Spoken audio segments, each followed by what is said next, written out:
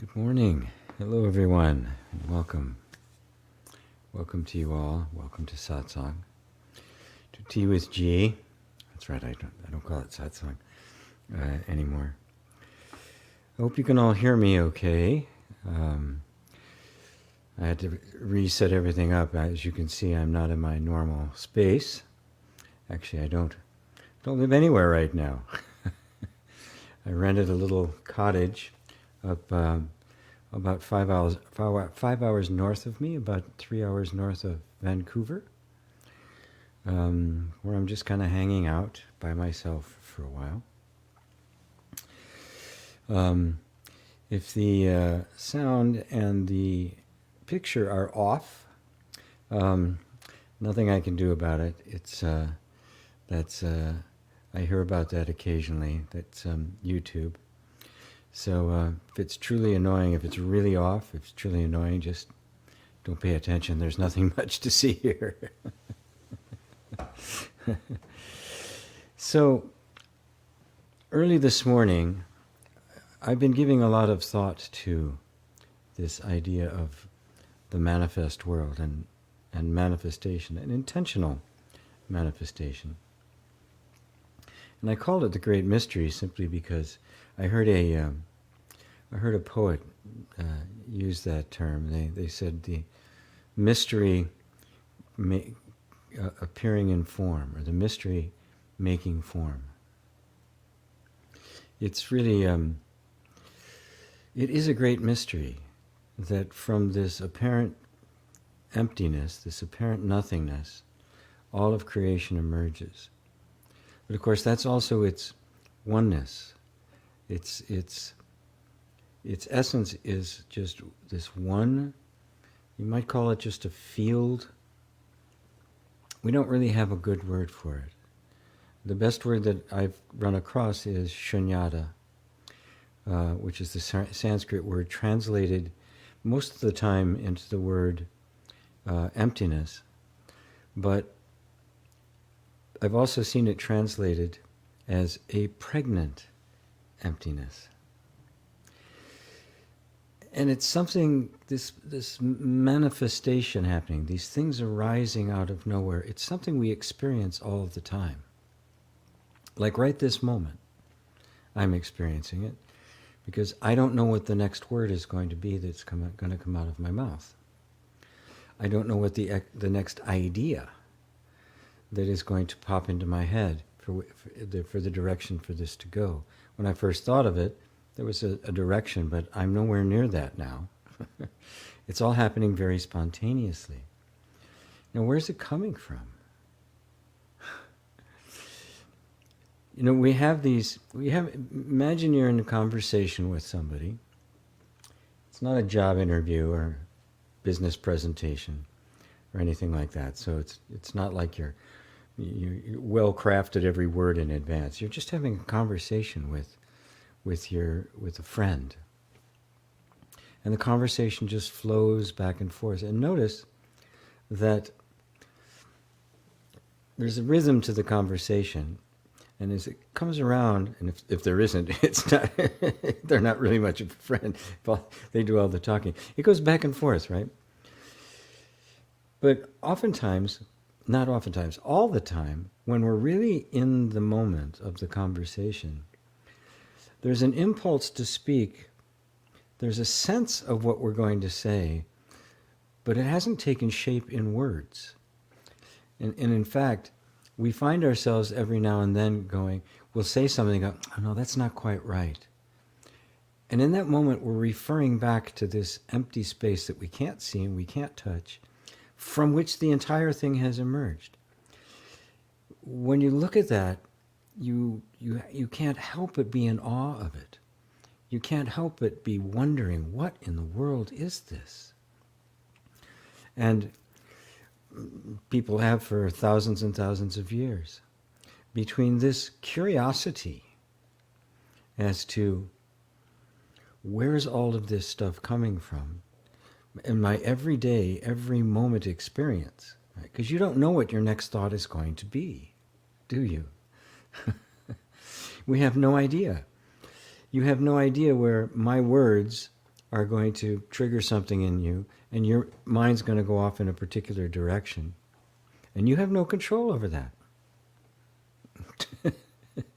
You don't plan it in advance, because if you planned it in advance, you'd already have the thought. So there is this incredible mystery, this incredible spontaneity between a curiosity about that and the deep, motivated by the deep problem of human suffering. This is what the saints and the sages are made out of. This is the stuff out of which a truly meaningful and deep life is created. Now, it's become very popular, really since the movie The Secret came out, which I think was like 2006. It became a household word. Prior to that, this whole idea of consciously manifesting something into your life was reserved for kind of this one little, well, it was reserved for yogis and the like in India, some Zen masters in various parts of the world.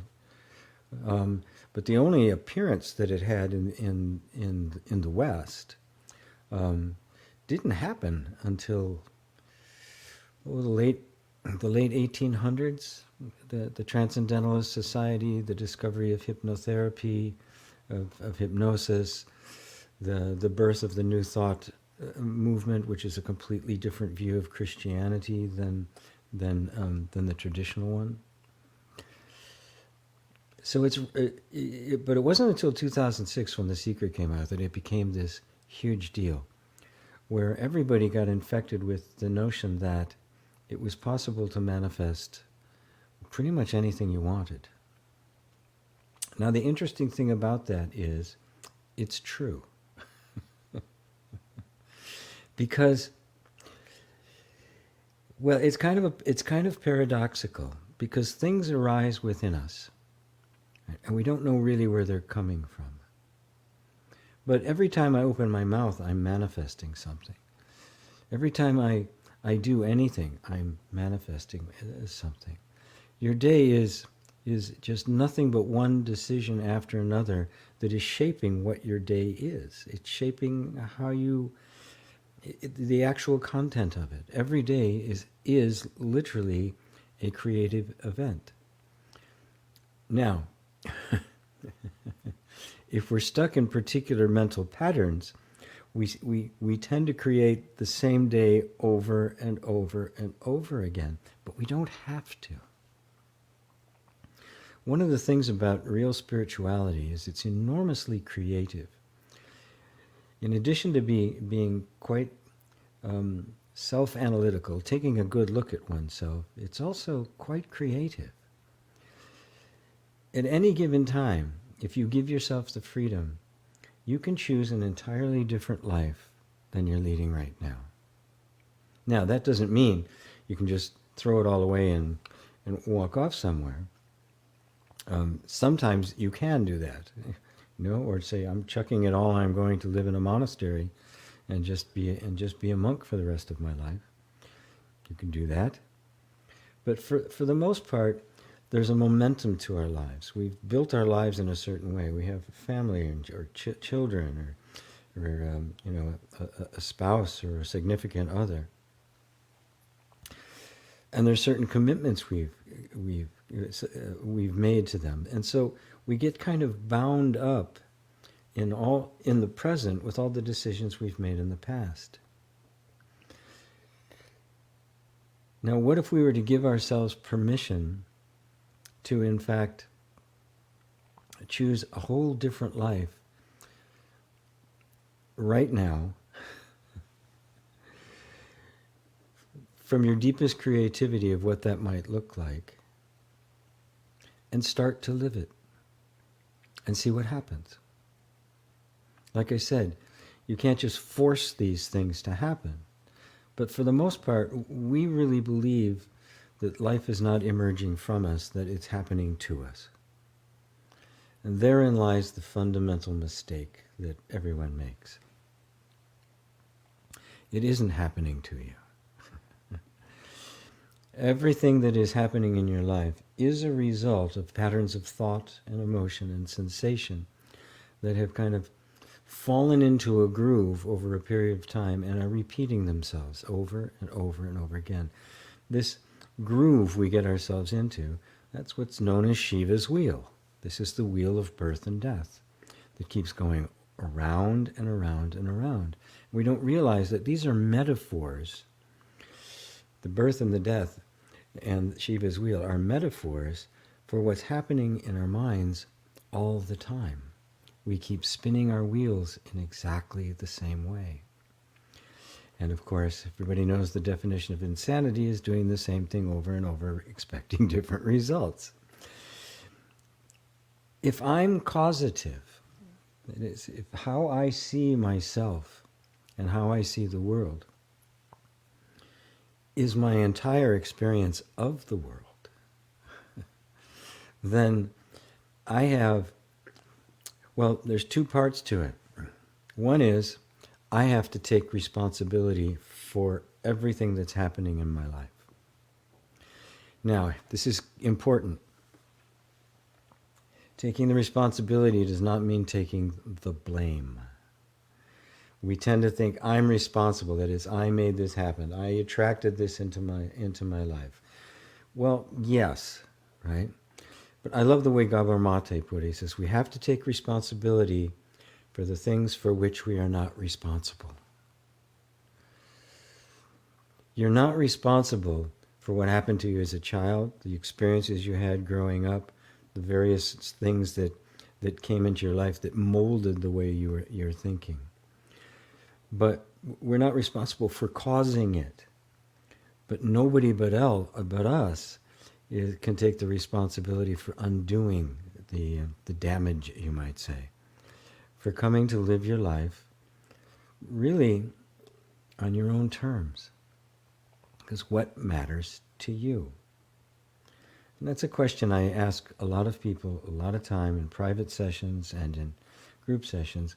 What really matters to you? Christ put it beautifully. He says, for where your treasure is, there will your heart be also. Our hearts invest in the things that are truly meaningful to us. And when we get our lives into a position where we cannot dedicate ourselves and invest ourselves in what we really care about because of all the other responsibilities that have been laid on top of us, our life starts to get drab. It starts to get painful. It's one of the main causes of suffering. It's simply not paying attention to your own heart and your own loves and what you care about and what means something to you. And always engaged in this compromise, which, when you're a child, you have to do. You have to compromise what you want, or it hurts. You get hurt by the world at large, and by your parents, because their job is to make you conform to the culture and to the world the way they see it. It's not usually motivated from malice.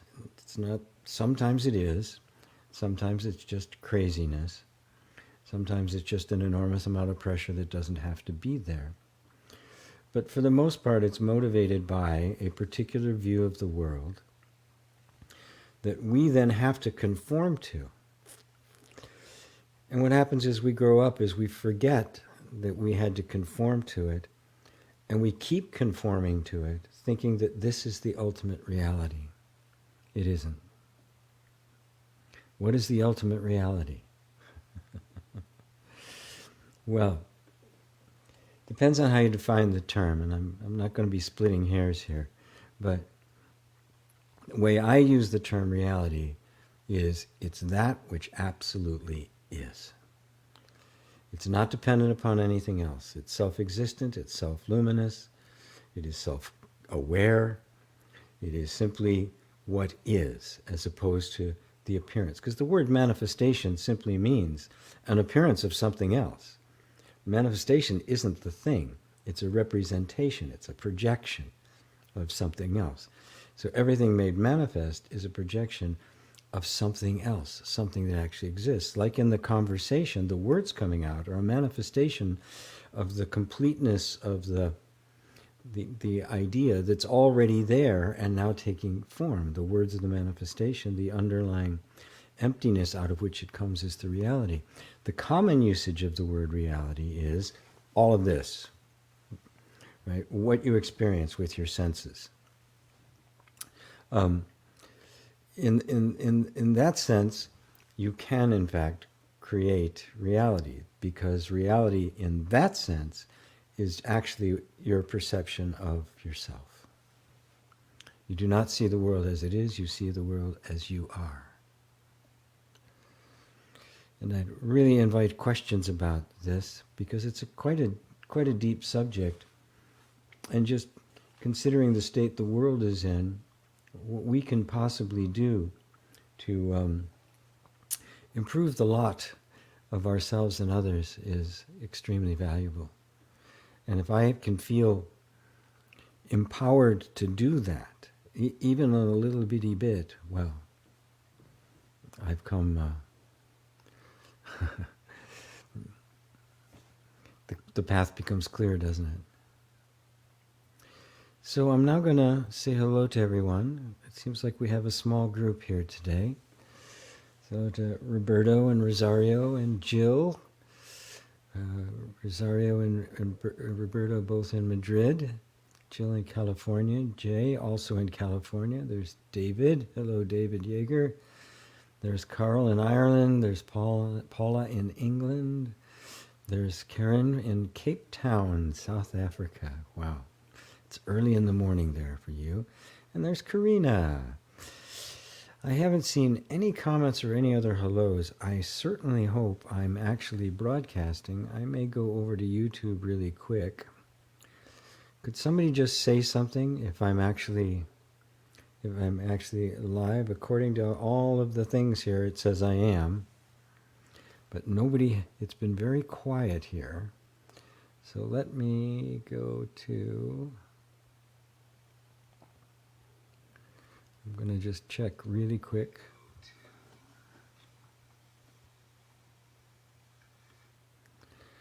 Yes, it's a little delayed, but it is working.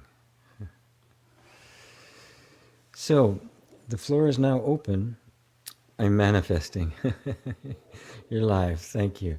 I'm just noticing that there is a longer delay on YouTube than there normally is, because I just went over. It looks like it's about maybe 10 seconds. Normally, it's a second or two. I mean, it's been as long as a couple of minutes. Early on, when they first started doing the live stream, that hasn't happened for a while. So Paul is watching on YouTube, and everybody's telling me I am live. Good. Oh, there's Marty in Vancouver, Washington, not Vancouver, Canada, which is like right on the border, I think, with Oregon. So Carl says, hi G, so manifesting is the separate self getting out of the way and allowing what is. What a beautiful way to put it.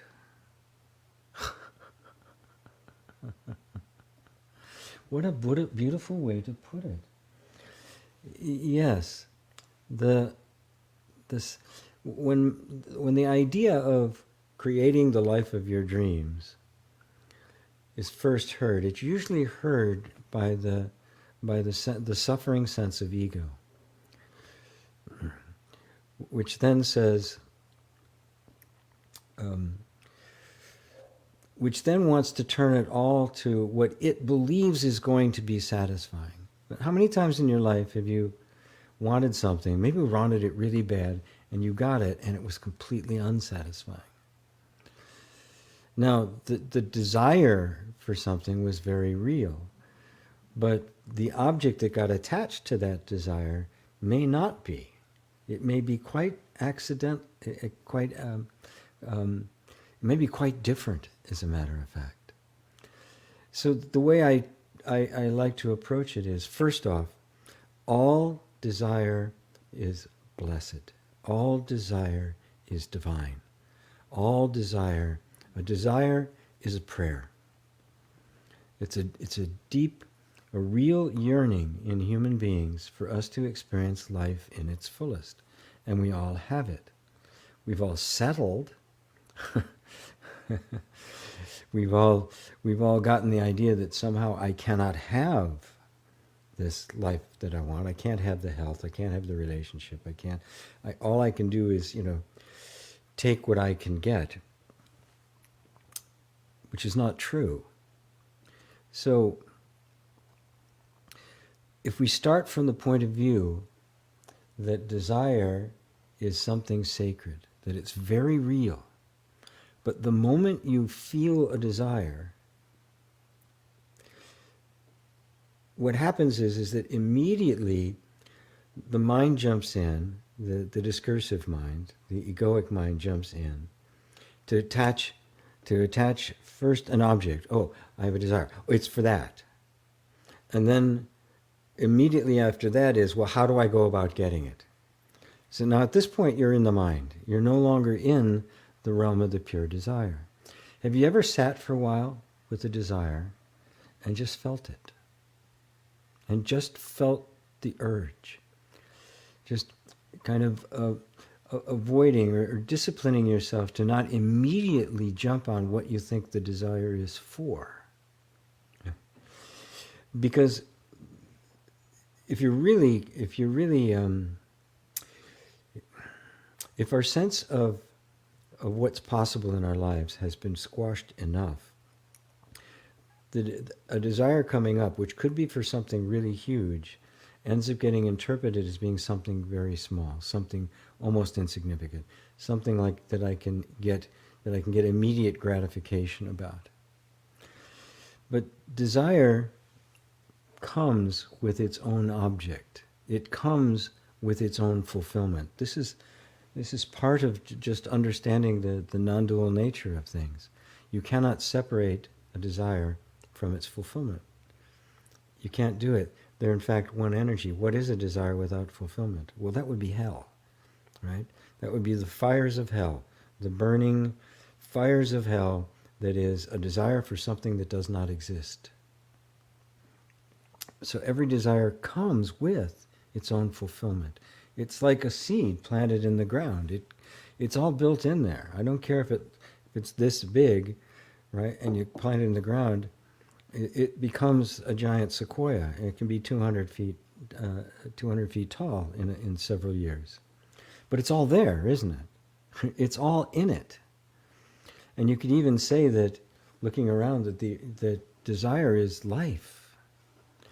So first coming to understand that your desires, whatever they're for, however they feel, whenever they come up, and whatever object they may attach them to, the desire itself is holy. It's sacred. It is the stuff of life. Without desire, there is no life. So now, the other part of your question there is getting the separate self out of the way. That's always the case. But don't make it so extreme, like I've got to become enlightened. I know of people who are students of a non-dual teacher, and they almost completely ignore their lives. They deny every human feeling because everything will be okay once I get to the enlightenment. Well, it doesn't work that way. When you awaken, you usually awaken to a room full of dirty clothes that need your attention. And that process of cleaning those clothes can take a long time. I've been at it for 50 years so far, and hopefully I've got another 50. But it will. It is a process that has to unfold over time. The learning to separate what is real from what isn't, what is part of the self, who you really are, the truth of you. And I don't want the self to sound like it's some distant thing like a God. It's simply the truth of you. It's your own intelligence. It's your own creativity. It's your own imagination. It's your own sense of presence, your own sense of being. And just learning how we have, through no fault of our own, simply mistaken that which is just a transient, temporary state for something that's actually permanent, something that's actually real. So it starts with an owning of one's desire, letting yourself want what you want when you want it.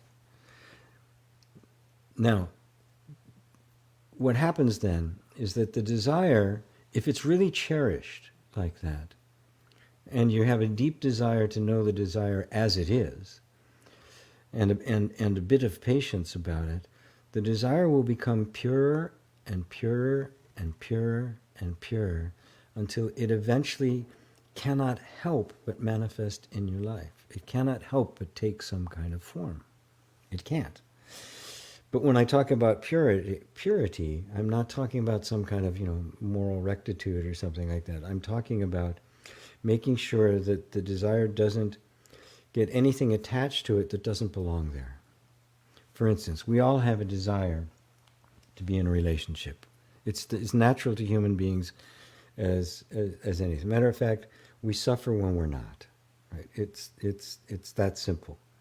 I don't have a partner, so I go out a lot and I'll sit in coffee shops just to have the people around me. And I get experience. I have conversation. Sometimes the conversation gets started. Sometimes it doesn't. Sometimes I just talk to the barista, or something like that. And because that's necessary for the human being, for our animal nature. So we need to be in relationship, and we also need a sense of our own worth and our own value. Now, those are two very real needs and very real desires that we have to value myself. If I confuse them, if I think I am going to be able to value myself when I'm in a relationship, I'm asking for the impossible. I'm asking for a relationship to give me something it cannot give. It can give a great deal. It can be very satisfying and very beautiful and very intimate and wonderful and all of that, but it cannot give me self-respect. It cannot give me self-esteem. It can't do it. And there's where the purity needs to come.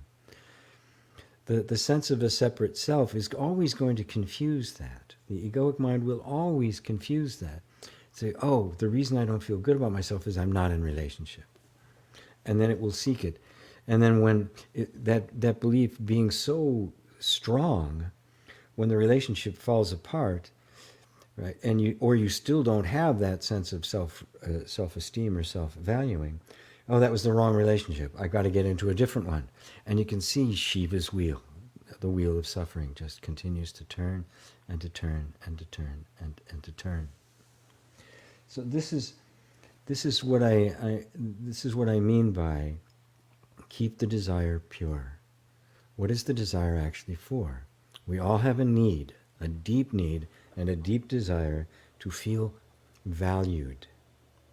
Now, we cannot get a sense of our own value from anyone else. They can enhance it, they can amplify it, they can encourage. But no one but you can actually take in the valuing, that can actually give yourself a sense of your own value. Only you can do that. And for most of us, because we didn't get it as children, we have to learn how to do it. One of the things about kids is that they can't self-value. They can't do it. They absolutely must have their parents do it for them. The parent values them. And what happens is the child, they don't become arrogant, they don't become cocky. They internalize it. The parent's respect and love and valuing of the child turns into the child's self-respect and self-valuing and self-love. Most of us didn't get that, and so we're actually learning how to self-regulate. We're learning, how do I give this to myself? How do I value myself? And it's a whole subject. I could spend a whole day just talking about that. But it starts very simply. If you honor a desire you have, and let's say you are with this desire and it really begins to unfold, that I really have a desire for something, and there's an object, and the desire and the object actually match up. If there's you allow yourself the freedom to want it.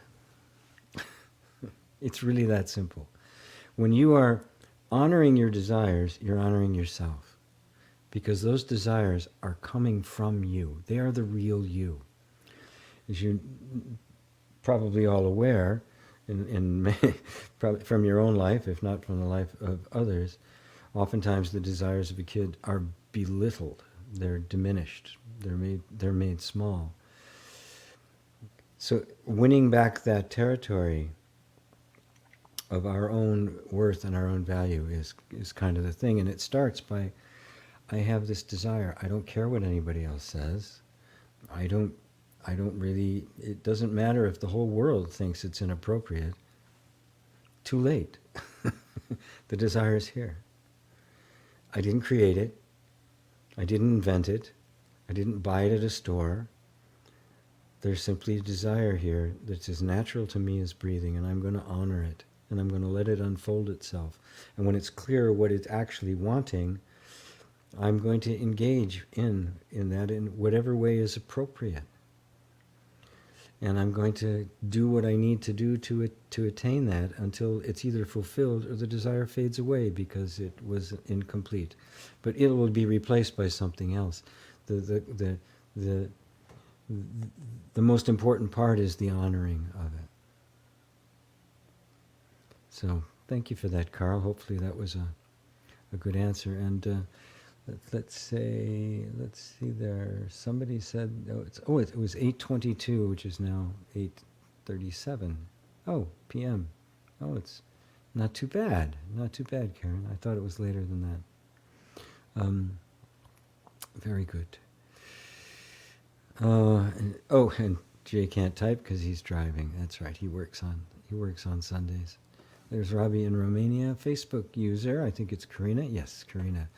I've come to see that the mind, who believes it is a person, just repeats its history and memory and images of what it's seen. True creation happens on its own, translates through the mind. Boy, what's with you guys? You don't need me today. You're articulating things so utterly beautifully.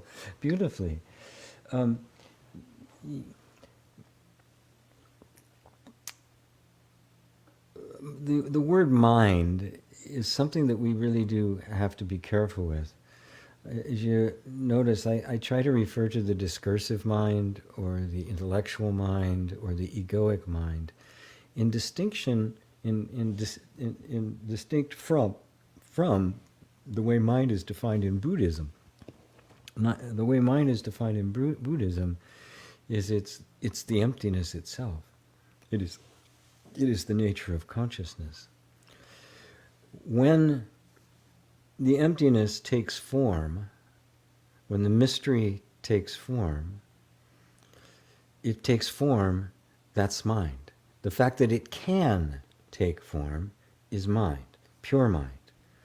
Kind of the field of awareness. You can think of pure awareness as simply aware with no content. But because awareness is always aware of itself, it's always filled with content. That content is what we could call mind. That's true mind. It's not the origin of anything. Right? Nothing is the origin of itself. Everything comes from this.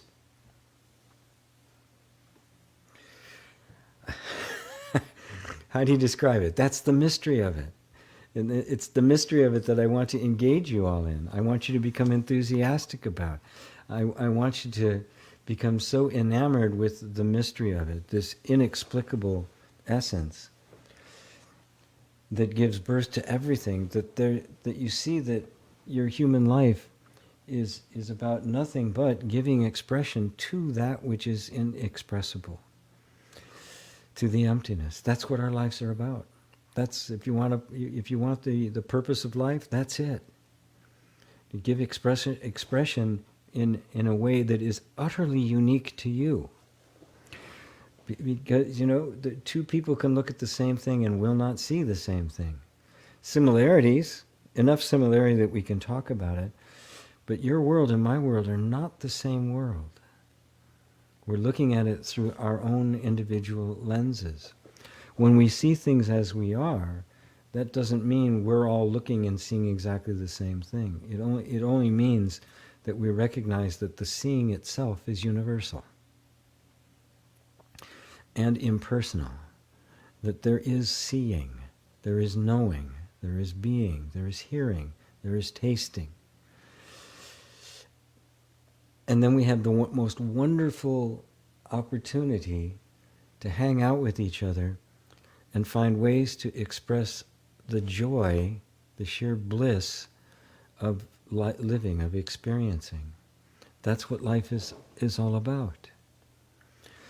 Now, if we are looking solely to the mind, and in this instance, when you say mind,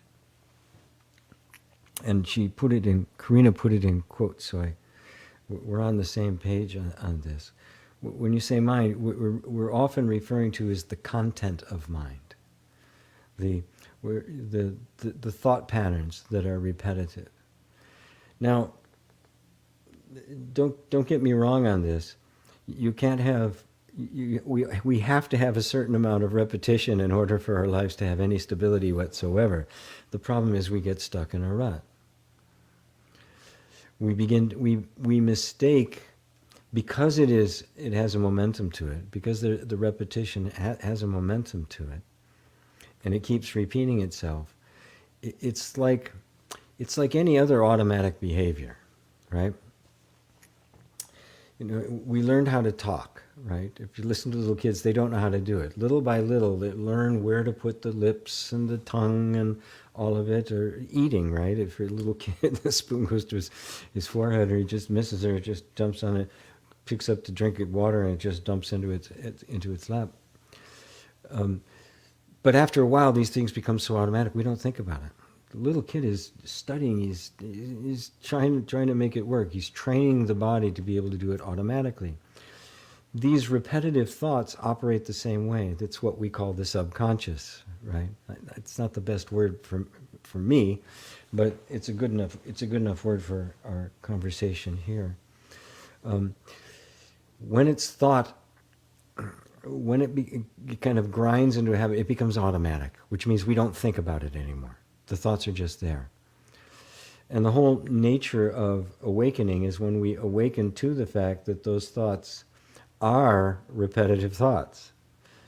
Now, the repetitive thought can't recognize itself as repetitive, can it? Something else has to notice, oh wow, that's a repetitive thought. The moment that happens, you have awakened. This is the process of awakening. And in my experience, in the experience of pretty much everyone I know, it is that way. Even people who are fully enlightened have had the experience of this thing still developing over time, catching things they didn't catch before. They just never get stuck there. That's the only difference. And so when we're looking at the word mind, let's be clear. In Buddhism, they refer to it as the great perfect mirror mind. That when we really know who we are, we know the nature, and that you, as the self, are the nature of all things, the true nature of mind becomes obvious, and it is simply the nature of being reflected in form. It's the great mystery. That form is mind. Just like when you have a dream at night, it seems like it's very real, right? Interacting with people, but there's nobody there but you, and it's all pure mind. And from there you can get a taste of what this all means, that it is pure mind. You never even experience another person. You only experience how you see them. You are always experiencing yourself in your own mind. Now that's not a problem. It would be a problem if we were all different. then you'd have solipsism, and that'd be a disaster. It's not a problem because we're all one. We're all cut from the same cloth. We're all made of the same stuff. We are different appearances of exactly the same stuff. So you are both the infinite, unlimited self, and you are the individualized manifestation of it at the same time. You're looking at yourself always.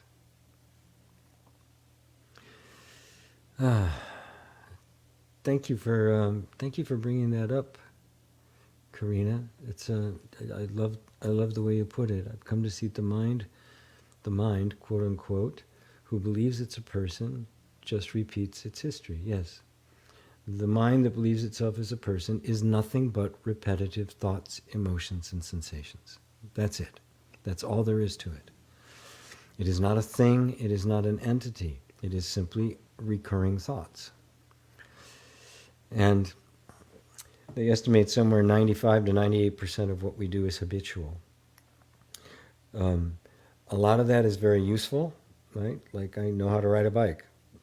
It's a habit. It's a good habit. I know how to speak. Good habit, right? I don't want to do away with those. It's the habits that I'm unaware of that are negatively impacting my life. Those are the ones I want to become aware of. Those are the ones I want to become conscious about. And those are the ones that I want to establish new grooves in the brain, as it were. So, thank you. Thank you, Karina. Corinne, I applied for a job and trying not to want a specific outcome, but my desire is so big for it. Good. So just let yourself have the desire for it.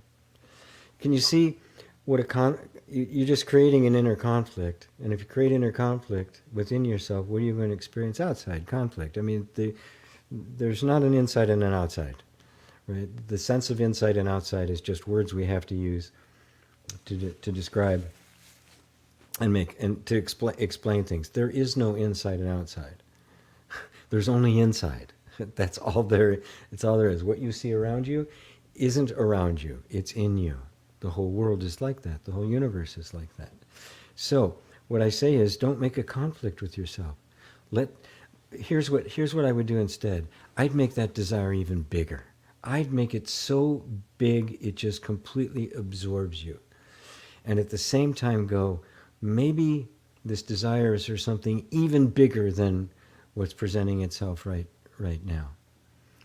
And so you let it get bigger. It's kind of a mistaken idea, a mistaken spiritual idea that somehow we're supposed to contain desire. If you've ever fallen in love, I'm sure everyone here has, you don't contain that, nor do you want to contain it.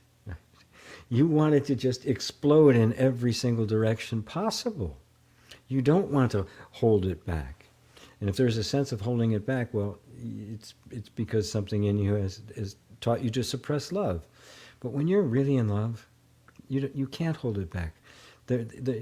It hurts so much. The desire is so strong. So let yourself desire it. And it doesn't even have to be generalized. Well, it's just a desire for a better way. Don't do it. I'm desiring that. I really am desiring that. My heart really wants that. Right? And I'm just going to leave it up to God if this is the best thing for me or not. But right now, it's what I want. Now, how does that feel, Karen? Do I pronounce it Karen or Karen? Karen, I think. How does that feel? You've just been let off the hook. You don't have to apply any kind of spiritual conception to this. Just really let yourself feel the desire and let that desire be a prayer. Right? Desire is prayer. They're one and the same. Desires are blessed. They are divine in nature. If it's divine in nature, is there any need to hold back on it?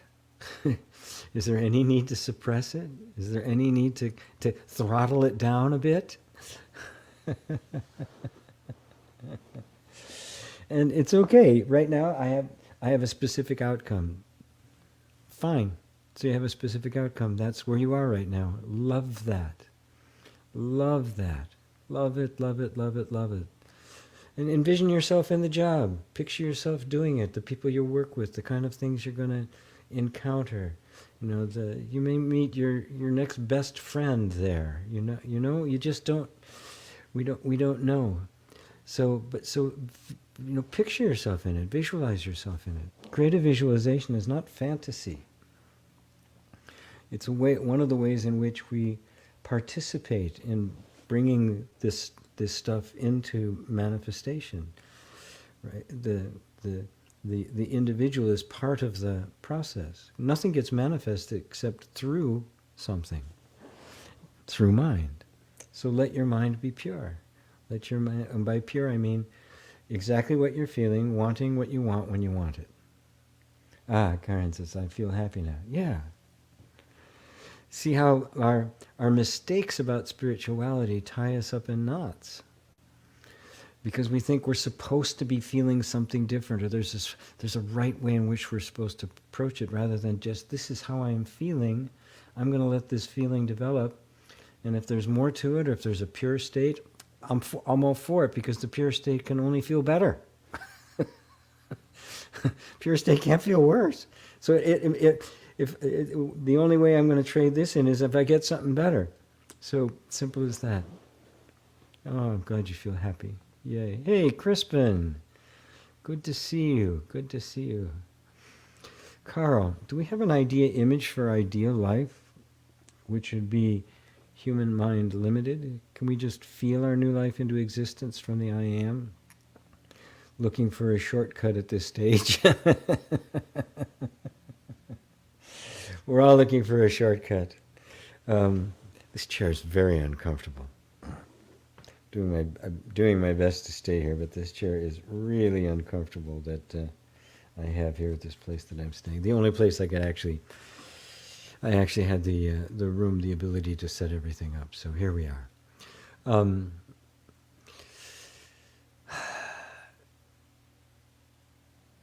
The way your question is asked, it's as if you have to try to create an image for it, right?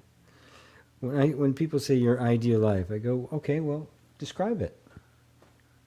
Describe it. No, you don't have to do it, right? But the more I do it, the more emotionally engaged I get in it. And the emotional engagement with it is the power of manifestation. That's where it comes from.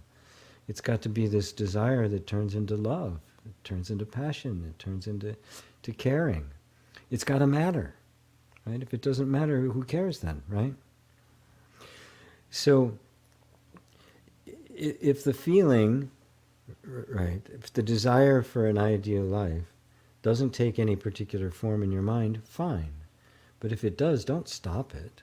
In fact, I would encourage you to try to do it, to consciously try to picture what that life would look like. And what it would feel like were it happening right now. This is how we learn how to be totally present in this moment and eternally happy. Because we don't see things as in the future or in the past, jam yesterday, jam tomorrow, but no jam today. We see them in the present.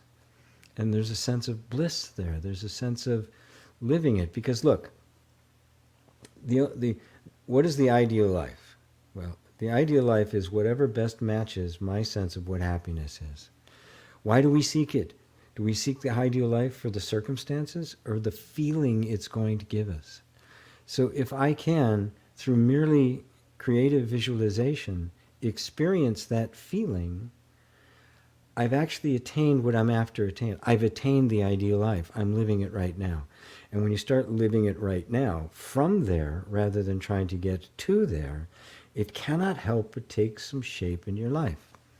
The way it takes shape may bear no resemblance to the way you initially thought. As a matter of fact, I can guarantee it won't bear a resemblance to the way you initially began to visualize it or conceive it to be. I can guarantee it won't. It'll take some different form.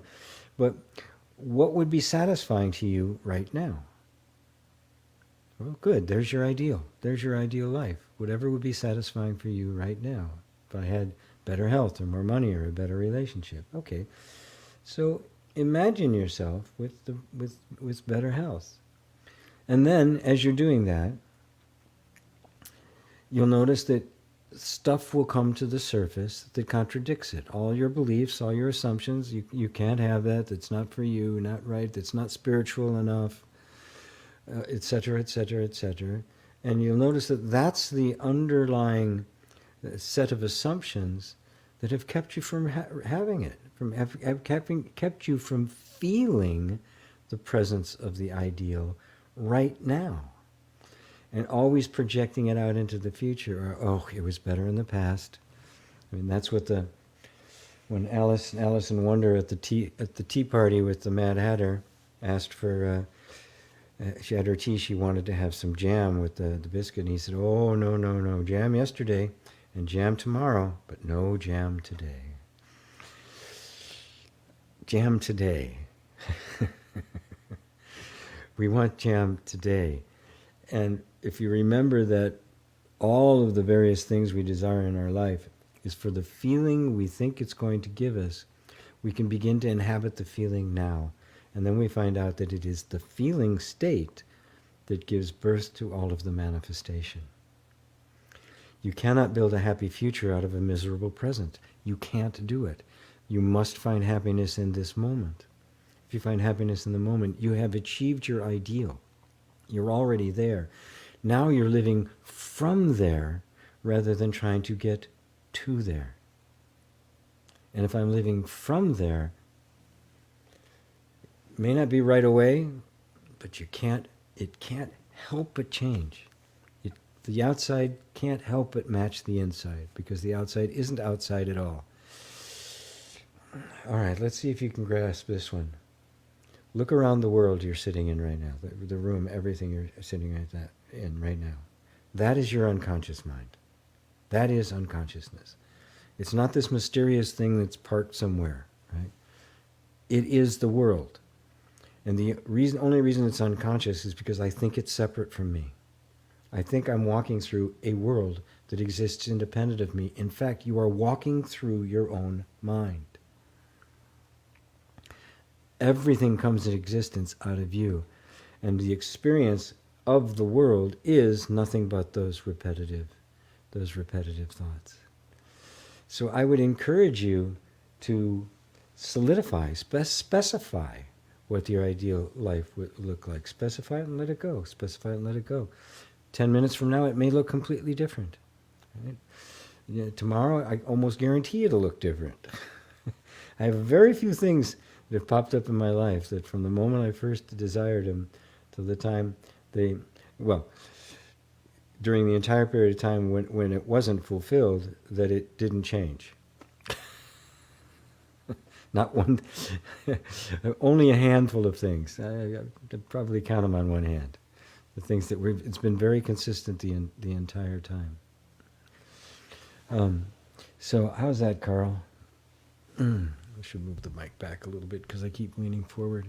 I keep doing this to kind of give my body a break because the chair is so uncomfortable. So I'm going to do a little twisting here. Everybody take a little break and move your body a bit. Join me in doing a little bit of core. Some nice twisting. Very good. Okay.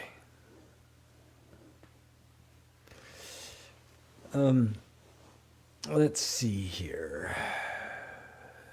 It's an hour in.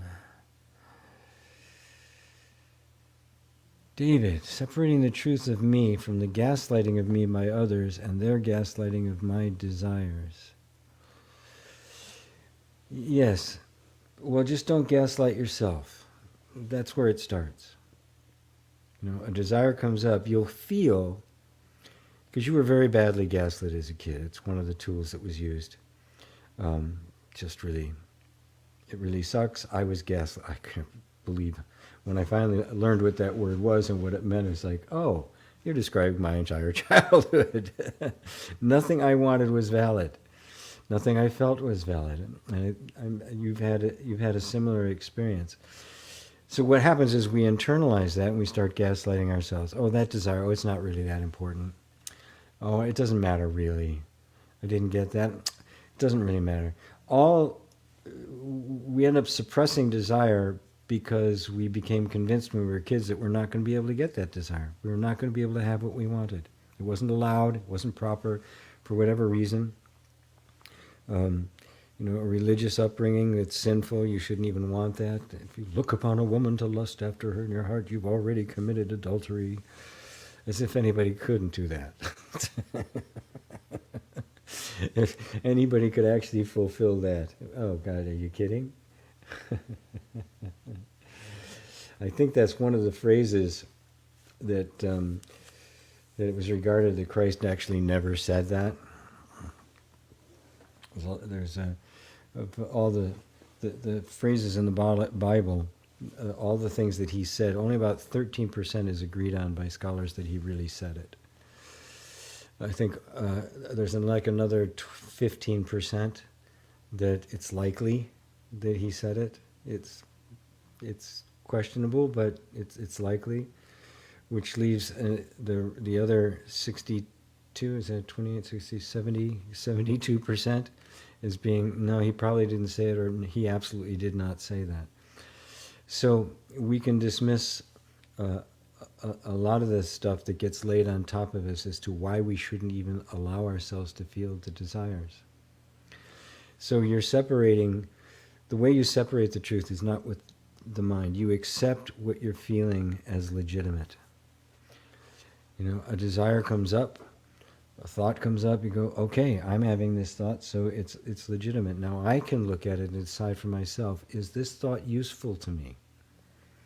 Is this really true about me? I don't care what others did. It's up to me now to be the one guarding. I'm the bouncer of the club, only letting in the VIPs. You're the bouncer in your own mind. And gaslighting, it's a subtle but very powerful tool that gets used to suppress us. And not just as kids. Even as adults, you meet lots of people who will try to kind of diminish. I mean, anybody who says that, well, it doesn't matter, just because you want it, that doesn't mean you can have it. That's a gaslight. Right there, you've just been gaslit, as if your desire doesn't matter. As if your desire doesn't matter to God. As if your desire didn't come from God. If everything that exists arises from the same place, then every desire you have has arisen from the purest of places. It's inherently pure. It's innately good. And it is not just a personal desire. It's an impersonal. It is the desire of God to manifest herself in form. It's not an accident. God wants to manifest herself.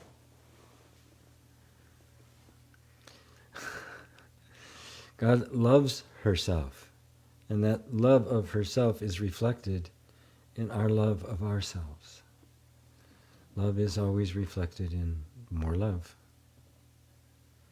So I hope that helps you, David. This whole discussion really about owning your desires to the point where they manifest as a real experience in your life, is where you start. That's where you overcome the gaslighting. If I'm feeling it, it's valid. And now I will look at it to see how pure I can make it. And somebody asked a question later about pure desires. I'll skip over and can I do that? It's there somewhere. Anyway.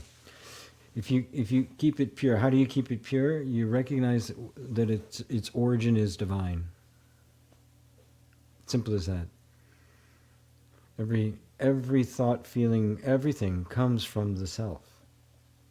Even the ones you regard as negative. And it is the self discerning, oh, that thought isn't useful anymore. Every thought is useful at some point, or we wouldn't think it. We wouldn't have it. But it outlives its usefulness and get stuck in the loop. And so we end up operating on autopilot rather than as conscious beings, creators of our own experience.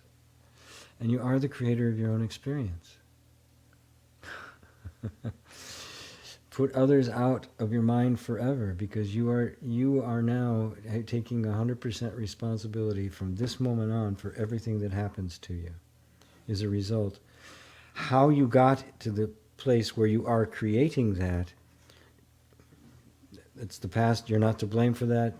You're not guilty of it. Nothing. But where it goes from here, how it manifests in your life, that's completely up to you. Nobody else can do it. There's nothing resisting you, and there's no savior coming. The savior is the recognition of the truth. That's what Christ actually is, the recognition of the truth. That's what Buddha is. It is the recognition of the truth. And the truth is, I and my Father are one. I, the sense I, and God are one and the same. And it is from that everything emerges. Everything that we call the manifest universe is a perception of that. It's a perception of myself. So hopefully that helps you, David. Kuhulika, good to see you, good to see you, good to see you. Paula, can you talk about, having pure desires? For example, I would love to be in a relationship, however, I've been done for a long time and I have no idea if I could make the space for another. Even typing this, I know if the right person presented himself, it would be okay. I probably need to work on what I can give a relationship. Or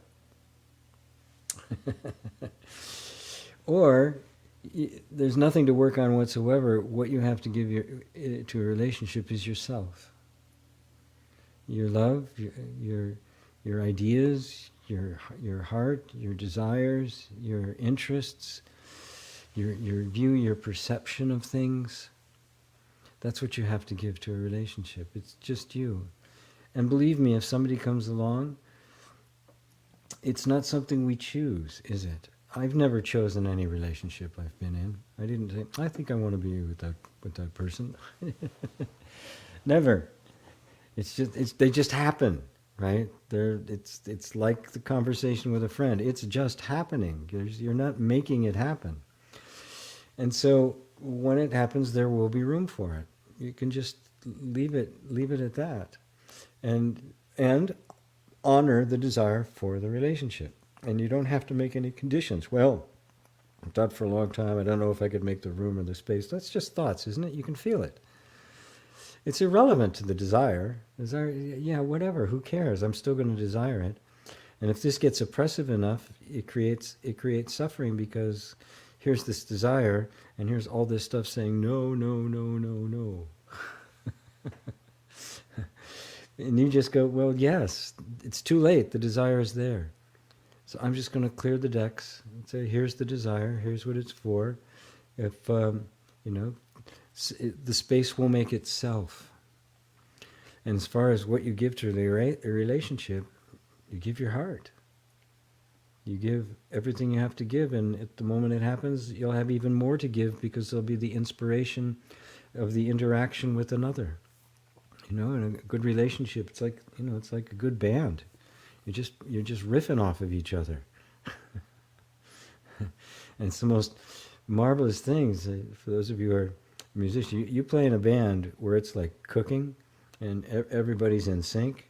There's nothing like it. It's blissful. You just it's like 5, 10 hands and one mind. And real relationships are like that.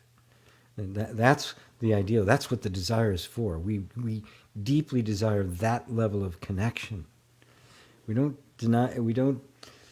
desire it. There's the pure desire. I really desire that level of a connection where I feel really one with somebody. And the only thing except a relationship could satisfy that would be the relationship with the divine. And even then, it would manifest itself as a relationship. We want to be 100% intimate and pure with ourselves. And out of that grows the relationship. Right? Like I said, you can't build a happy future out of a miserable present. Be in relationship with yourself. Come to love yourself. Now, don't go for the old adage, you have to love yourself first before you can love anybody else. It's simply not true. They coexist. We're learning to love others and we're learning to love ourselves. It's happening simultaneously. And a good relationship will enhance both. It will help you love yourself more. It's a vestibule in which a lot of self-criticism and self-denial can be healed.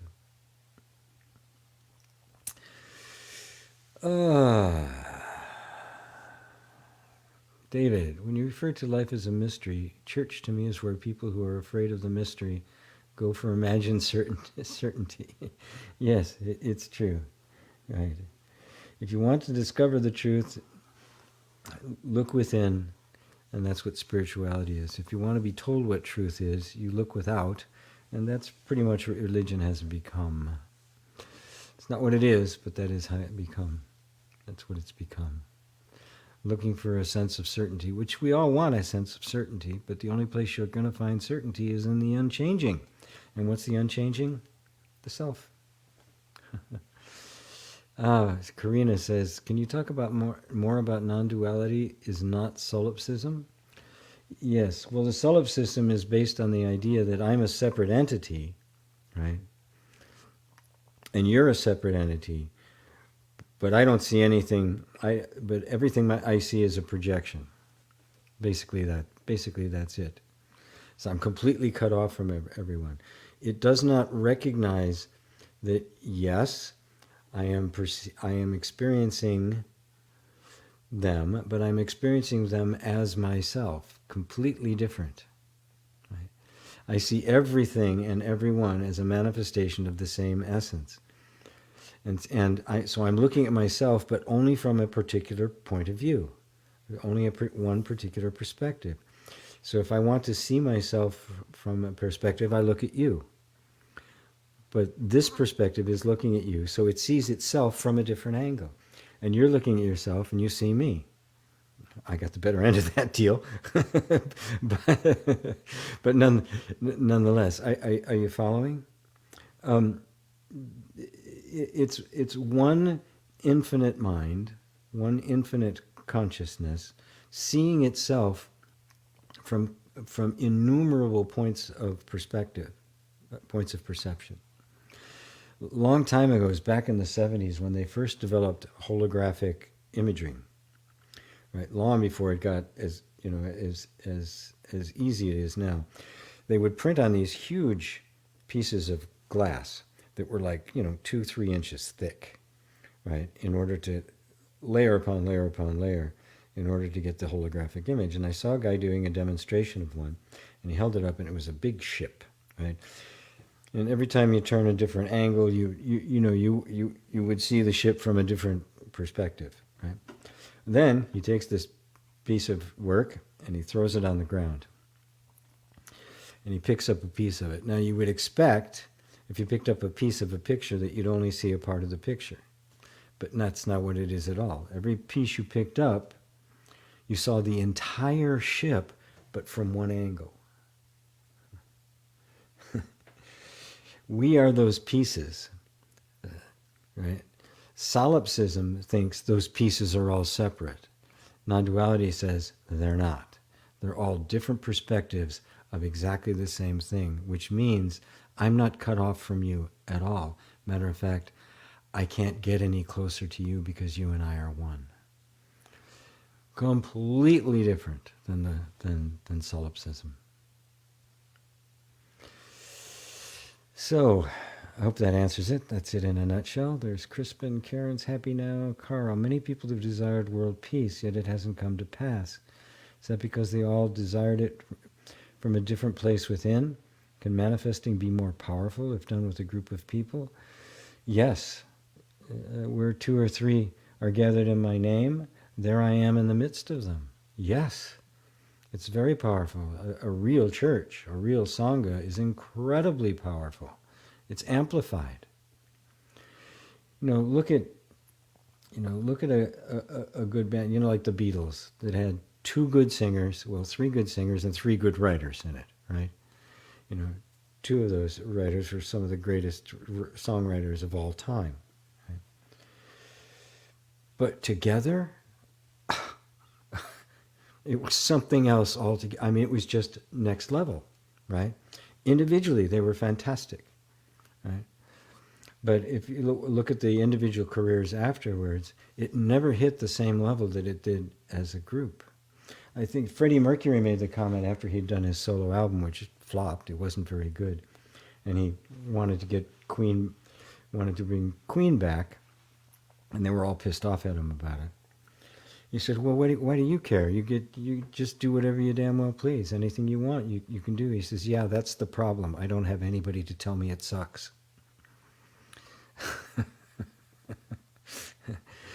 We have a profound impact on each other.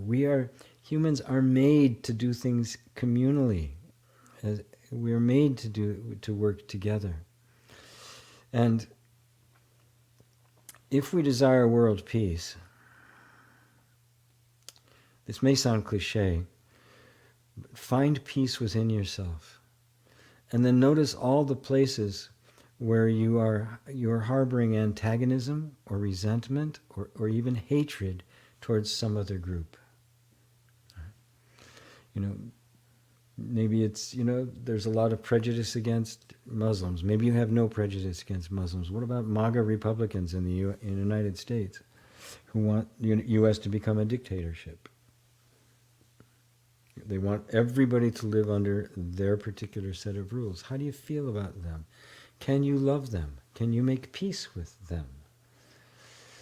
So now it's not just visualizing world peace, like the bumper sticker says. It's actually living world peace, being world peace, allowing yourself to turn the other cheek. How often should you forgive somebody? 7 times? 70 times 7.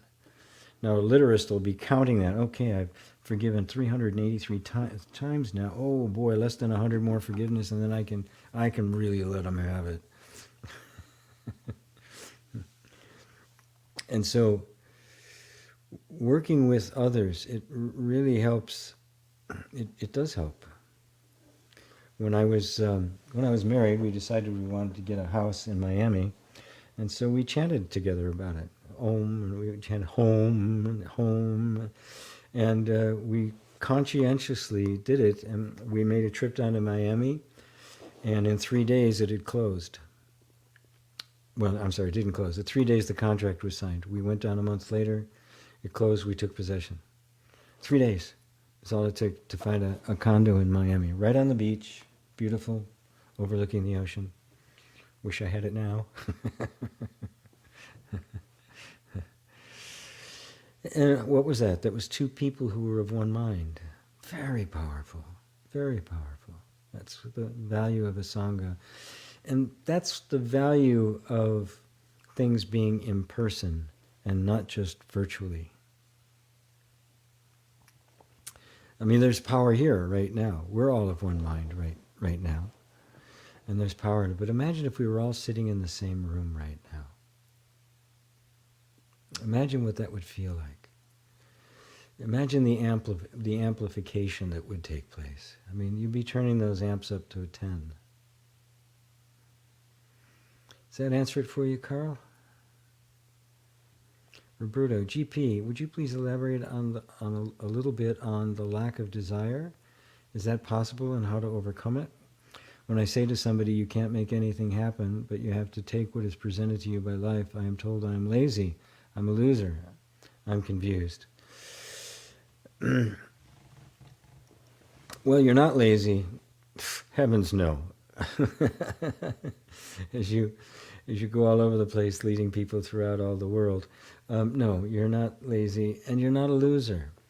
But our desires, when we're young, they get suppressed because it's dangerous to have them. If I want something that's completely contradictory to what my tribe wants, my family wants, those desires get stuffed unless they have some kind of support from the outside. Now, I had a love of music. My parents hated it. Well, my dad didn't, but he was kind of a shadowy figure. My mother hated it. She wanted me to have nothing to do with it. She wanted a Republican lawyer, if you can believe me as a lawyer. Anyway, I found outside of myself a bunch of very talented musicians that I could work with that helped me keep it alive. But a lot of stuff that I've accumulated that has really affected negatively my life since then has simply been because of suppressed desire. And say, well, it's not important then.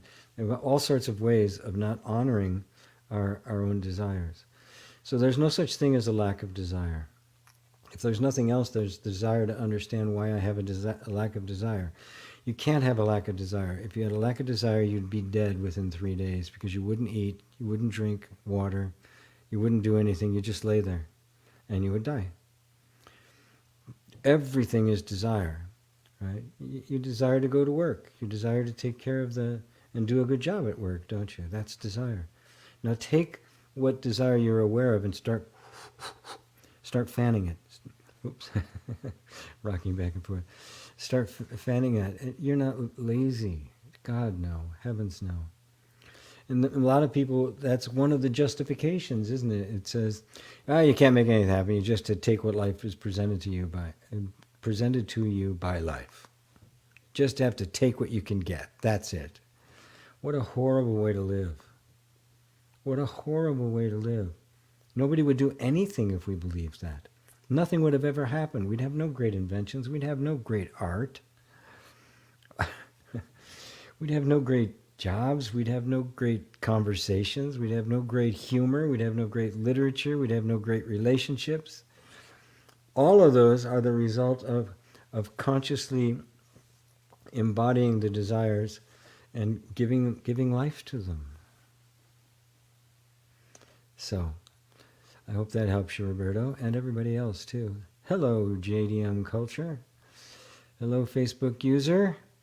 And Paula says, thank you, you're very welcome. Hey, there's Peter in Italy. They said, yeah, I just wanted to hear you break it down, said Karina. Thanks, good, I'm glad I did. Robbie, can you give some tips on how to be in harmony with life? Well, everything I've said so far about desire, since desire is life and desire is divine, harmonize with your desire.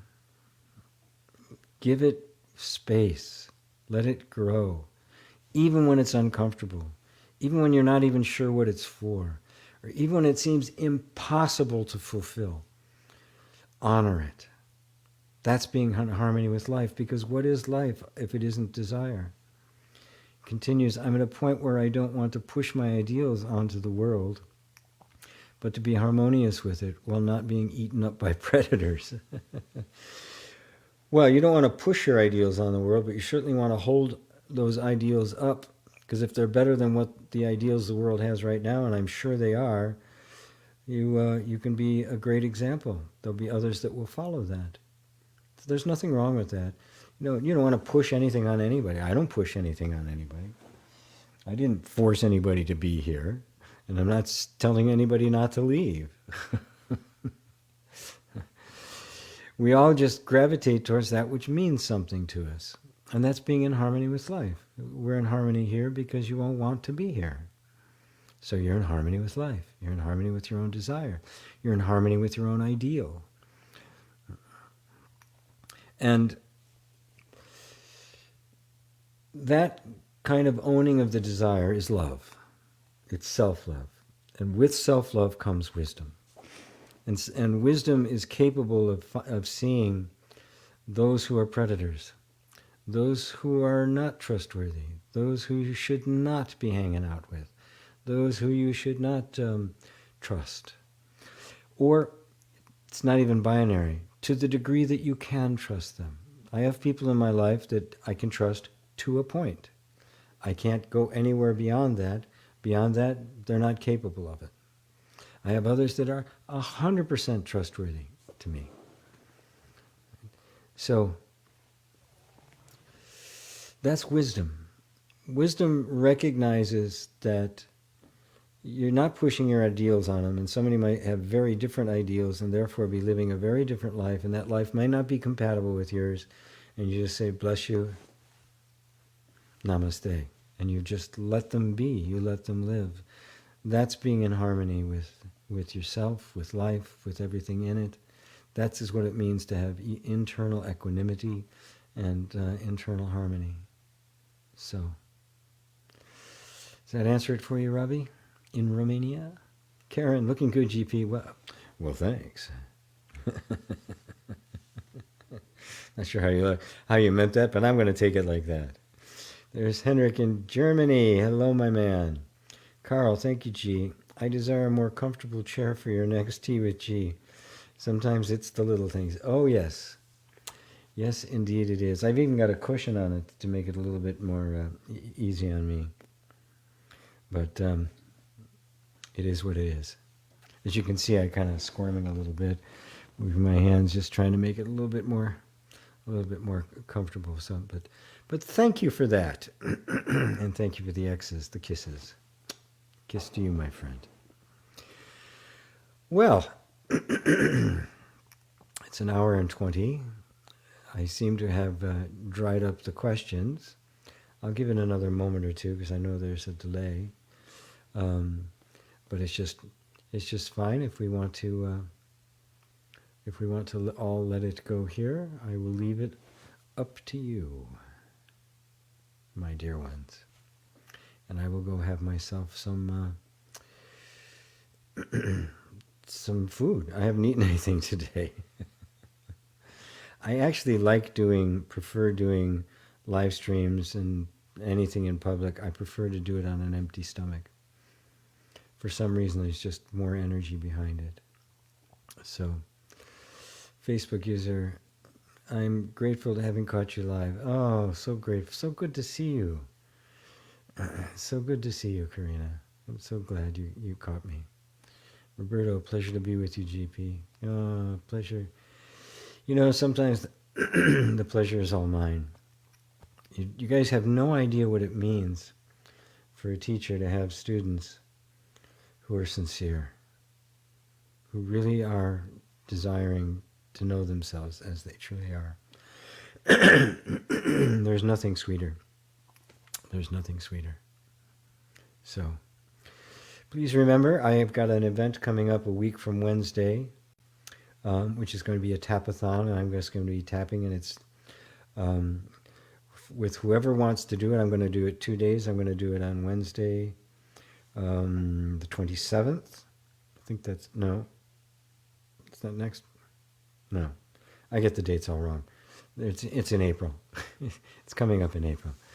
But all I'm asking is for a donation, either through Patreon, a recurring one is always really good, or through Buy Me a Coffee. And that's all you have to do. Buy Me a Coffee /GP Walsh or Patreon /GP Walsh and make a donation. It's not even required. I'm going to broadcast it live to everyone who wants to show up. But I'm asking for donations to just help me keep the lights on. So, all right. There doesn't appear to be any more questions, so I'm just going to say goodbye for today. I love you all.